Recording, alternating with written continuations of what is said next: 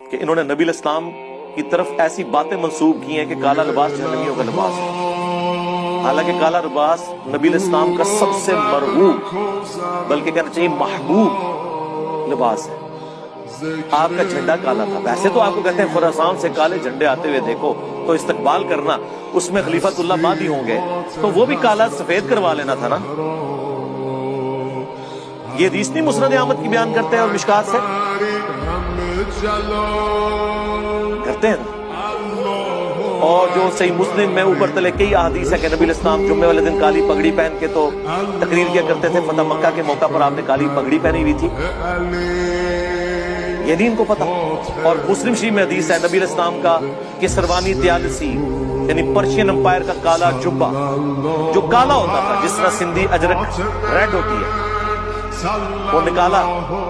اسما بنت ابی بکر نے، اور انہوں نے کہا یہ رسول اللہ پہنتے تھے صلی اللہ علیہ وآلہ وسلم۔